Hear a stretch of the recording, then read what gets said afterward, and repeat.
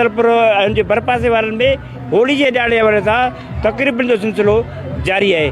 मौजूदु हिंदू बिरादरी सां अचो त ॻाल्हि ॿोल कयूं त हुननि जो होली जे ॾियारे हवाले सां कहिड़ा वीचार आहिनि। ही होली हक़ ऐं सच जी जंग जे हिसाब सां आहे। उन ॾींहुं कूड़ जी हार ऐं सच जी जीत थी।